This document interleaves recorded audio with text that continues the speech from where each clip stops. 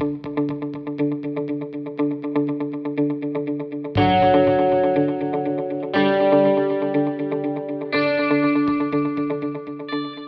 this is Ron Powell, and you're listening to Fast Forward on the World Transformed.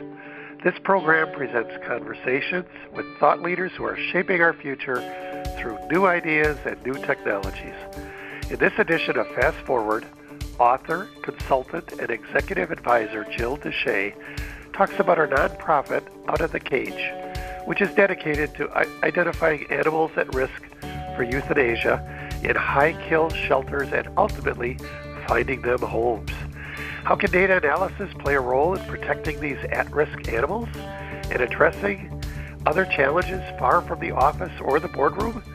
Let's explore. The future begins right now. Live to see it, friends, and welcome to the World Transformed. This program is your guide to an astounding future that lies ahead, a future that will be here sooner than you think. I'm Phil Bowermaster, and I am pleased to introduce our very special guest for today's program, Jill Dyché. Jill is a management consultant and executive advisor who guides her clients through the change that accompanies innovation. She writes, speaks, and consults with organizations on the interrelationship of strategy, analytics, and data. Jill was co-founder of Baseline Consulting, where clients like Verizon, Microsoft, HSBC, and Sony relied on her guidance for analytics and data strategy. Baseline was acquired by SAS Institute in 2012. In addition to her articles and blog posts, Jill is the author of 4 books on the business value of technology. Her latest, The New IT, profiles business executives who have disrupted corporate IT. The New IT was named on one of Inc.'s 60 greatest business and leadership books written by women. In addition to her consulting work, Jill is the founder of Outta the Cage, a nonprofit focused on saving high-risk shelter dogs, and that's what we're going to be talking about today. Jill Dyché, welcome to Fast Forward on the World Transformed. Thanks, Phil. Always great to talk to you guys.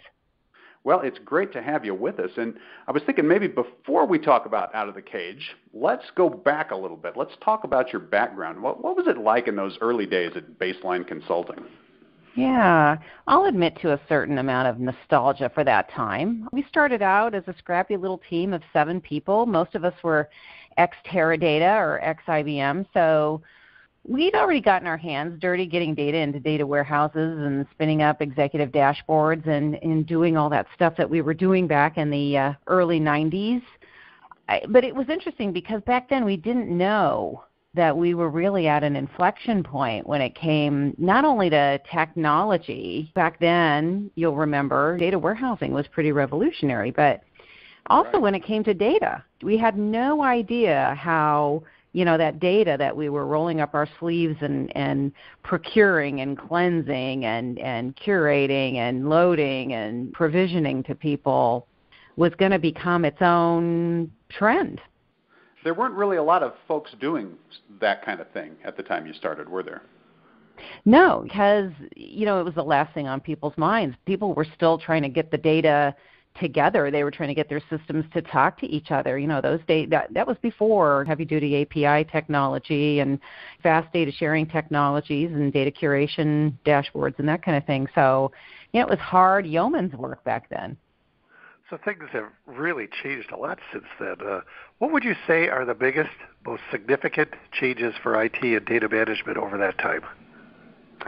Wow, yeah. Well, I'll take them one at a time. We start with IT, which can go on. I wrote a book on it, right? But the changes have been massive in IT. In those days, the role of the chief information officer was brand spanking new. And executives were getting their arms around the role and figuring out what it meant and what the skills were and how to design sustained IT organizations. And when I think about it in that sense, it's a lot like where we are right now in the data science space. What does it mean? What is the role? What does it produce?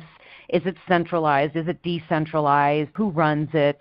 And how is it going to evolve over time? And as far as data is concerned, wow, we weren't even yet at the point where companies were recognizing that to be data-driven meant competitive advantage. So back then, data was really simply a byproduct of the applications that used it. It wasn't necessarily a specialty in its own right like it is now. And, you flash forward to today where I'm talking to companies that are starting to discuss the possibility of leapfrogging their formal data management teams altogether and letting machine learning take over, which is revolutionary and not as far-flung as you'd think. That is a far cry, isn't it, from an era when you had to persuade people that they needed to be looking at their data and doing something with it. From that to we have a team dedicated to it, now what do we do? To, well, maybe we don't need a team anymore. Maybe the machine is going to handle that. And you'll still need a team. You'll still need people in charge of that, but it's going to be a different profile, right? It's a different set of people making different decisions. Exactly right. And that goes back again to, this whole, it's a drinking game at conferences. You guys have seen it, right? Somebody says data scientist and everybody has to take a shot of tequila, right? But that means different things to different people. And if you're really going to embrace machine learning for data curation, you need somebody who can not only train the models, but tell the story. Yeah, I think the way it works is you take a drink if they say data science or big data, and then when they say machine learning, then you have to kill your drink, right? It's like the whole thing has to go down at that point. Exactly. So, yeah, a lot has changed. The role of data certainly has changed, and you've been kind of shepherding that. You've been fostering that understanding of the role of data, and it's an ongoing thing. And your career has taken an interesting path through there, too, from baseline to the various things you've done. And most recently, you just left SAS earlier this year, and you started Outta the Cage, which we're talking about today. So what inspired you to move into the nonprofit sector? Yeah, it was interesting and completely unplanned. The Buddhists say, we make plans and God laughs. Right. But I've been volunteering at animal shelters for a long time, and I've been adopting dogs for even longer than that. And I saw how they lived in shelters and how they'd been treated as commodities. And a study came out not too long ago, speaking of data-driven, where the euthanasia rate overall is going down year over year, but the states of California and Texas alone account for over 25% of animal euthanasias in the United States. And so there are definitely clusters of high kill rates for dogs and cats and other animals as well for space issues. So I started to think, what if we could start treating adopters like customers? How do we educate the public that this is a big problem? And it's a social problem that has a ripple effect. One of the things our data shows, by the way, is that, and I'll get to our data in a minute, but the lower the socioeconomic status of a neighborhood, the higher the kill rate of the shelter in that zip code. So, how do we get the word out that adoption should really be your first option? And if adopters were customers and we treated dogs more like specialty products, what would that look like, and how might that change the, not only the education of the communities, but the adoption process? So I actually drew up a customer journey map. I always like to say you can take the girl out of consulting, but you can't take the consulting out of the girl, right?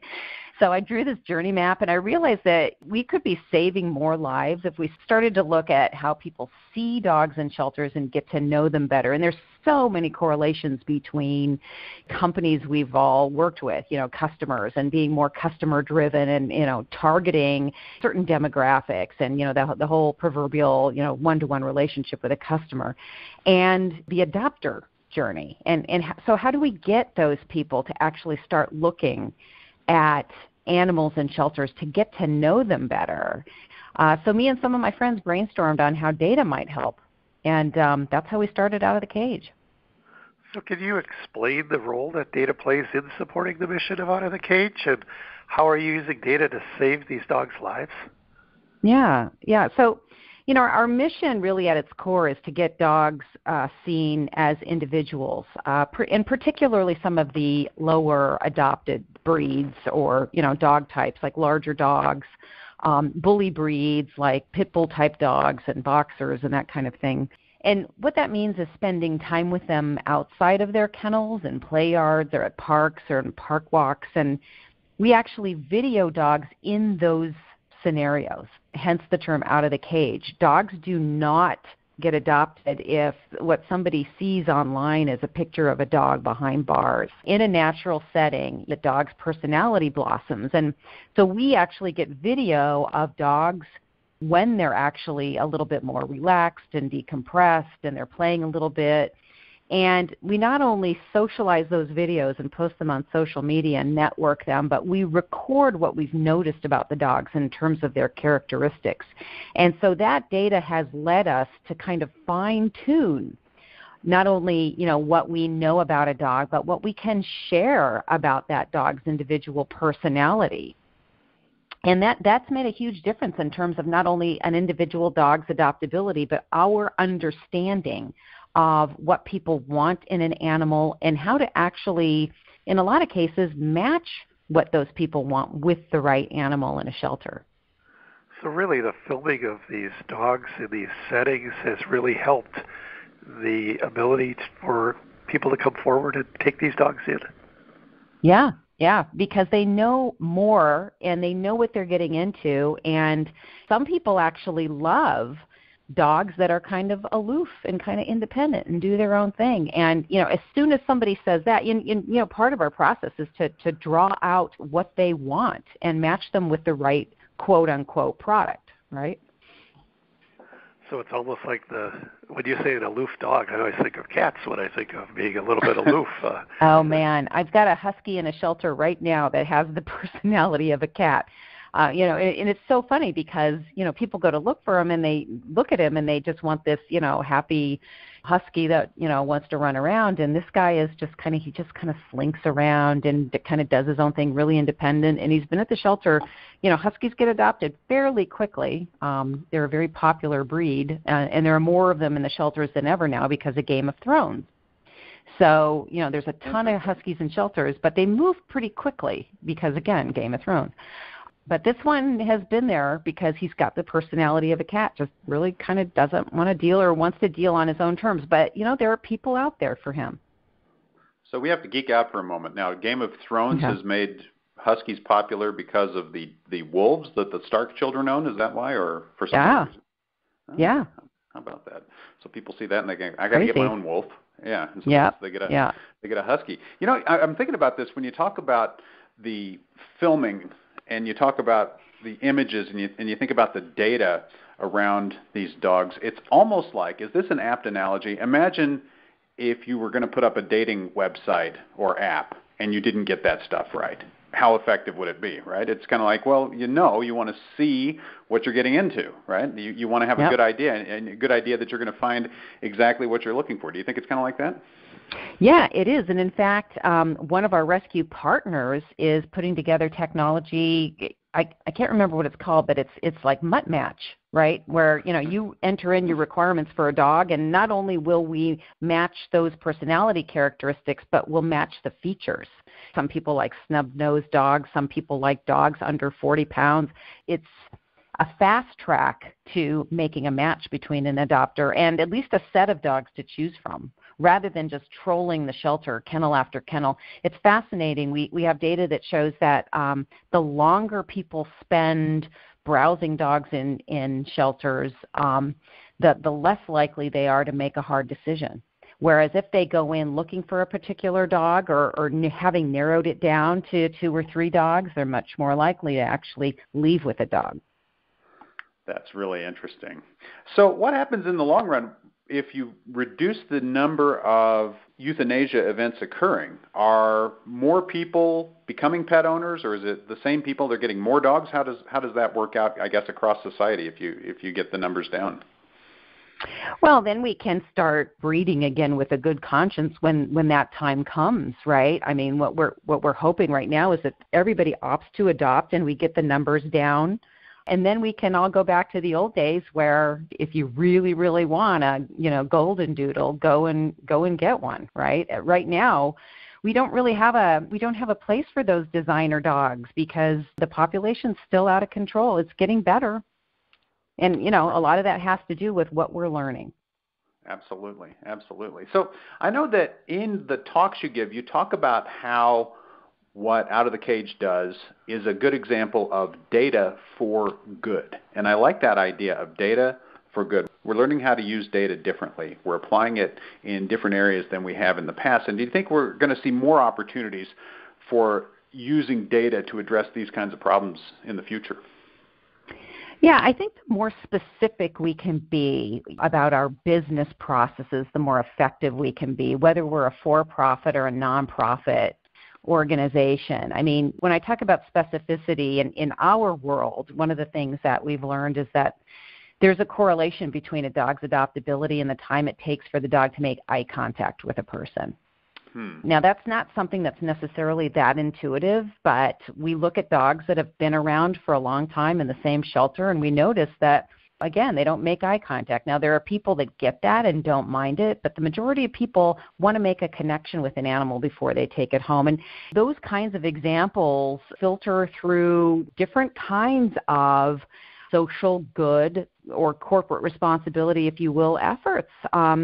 So there are free trade in Africa. There are organizations that can use satellite data to look for villages with little huts with tin roofs. And if they've got tin roofs, there's a better chance that those villages have enough water, right? So where do we build where do we drill the wells, right? Maybe we don't start with the villages that have access to water because they're collecting it from their roofs, kind of thing, right? So the more data you have, the more specific you can be, and the more water those people have to drink because we're getting the water to the right areas that need it the most. So it's one of those things, the more data we have, the smarter we are and the more effective we can be. You talk about eye contact for a person who wants to adopt a dog, meets the dog for the first time. It's almost like in the interview process. They say within the first 30 seconds, the interviewer has already made an assessment and has determined whether they would hire the candidate or not. To me, it's almost like if they're not making eye contact, is there something that the shelters can do to have these dogs be more engaging at first? Is that a good analogy? Yeah, no, it's great. And in fact, more shelters are hiring in-house behaviorists because of examples like that. That was never a full-time job at a shelter. Most shelters are still trying to get their arms around making space for all the animals they're taking in, right? So in a way, it's a luxury. Not all shelters have the luxury of hiring a behaviorist, but those that do are working on exactly that, how to get dogs more engaged faster, not only with people, but with each other. You take a dog out of a kennel and it walks by other kennels and it barks at other dogs and people think, oh, it's not good with other dogs. Well, it's in a high-stress, chaotic, overstimulating environment. You have no idea how it is with other dogs, right? So having a behaviorist, and again, those decisions are data-driven. Wow, you know what? Since we got our behaviorist, kill rates are down, 13% month over month. That's fantastic. Let's keep going. That is fantastic, Jill. And I don't know if it's such a great opportunity for you to return all this good to all these people. I think it's a tribute. A person told me a long time ago, the first 25 years of your life, you learn. The next 25 you earn, and the next 25 you return. And for a lot of our listeners, it's so great to hear what you're doing, having such a great heart. A lot of our listeners are going to be interested in what you're doing with Outta the Cage. How can they help? Well, first and foremost, they can think adoption first. As we get the numbers down, not only, you guys remember the broken window syndrome where they did the data study with the law enforcement that neighborhoods with broken windows had a ripple effect to more serious crimes. And, pet overpopulation is part of that. Again, show me a neighborhood with a lot of stray dogs, and I'll show you a neighborhood with higher crime. So, opting to adopt actually has a social ripple effect. And then if you're interested in helping out, we have a donations page on our Outta the Cage website, outtathecage.org. You can certainly that money goes to vet care for adopters and fosters that can't afford to necessarily take a dog into their home initially. It helps us with pull fees for getting dogs out of the cage and helps us network a lot. So, outtathecage.org, we have a donation page. Thanks in advance. Fantastic. Well, I know that Ron did not mean to imply which set of 25 you're in, by the way. I know. Yeah, I was just doing the math thinking, I don't know if I'm that old yet, but and I'm always learning, so, the learn will never go away. That's right. But it's a good breakdown. And come to think of it, I kind of still want to earn, too. So, I think I'm just a big bouillabaisse of all three of those things. But it's a good breakdown of the sections of your life and what the emphasis is, right? And Absolutely. And whether those make I up love a that. third or 25 years or any of that kind of thing. But speaking of which, so what's next for you? Is this is the current chapter you're in? How does the story proceed from here? What's next for Jill Dyché? I'm not done working, and I'm going to lift my head and start looking again in Q1 2019 if anybody's listening. Not in a hurry, but you know what? I kind of feel like a new mom, kind of, where I'm deep in dog stuff all day, and I'd love to talk to somebody about unsupervised learning algorithms again. you know what I mean? Huh? Yeah, absolutely. That sounds great, Jill. We look forward to hearing from you as things develop. Jill, it's always been a pleasure. It's great to have you here today. Yeah, thanks for having me, guys. It was fun. Well, it was our pleasure having you here, and that is going to have to do it for this edition of Fast Forward on the World Transformed. My thanks to Ron Powell, and our special thanks once again to Jill Dyché for being with us today. And thank you all for listening. We hope you will join us as we continue to explore a future that's unfolding before us in unexpected ways and at a breathtaking pace. And until next time, live to see it. To learn more about Outta the Cage, go to outofthecage.org. To learn more about this program, visit worldtransformed.com. Thanks for listening.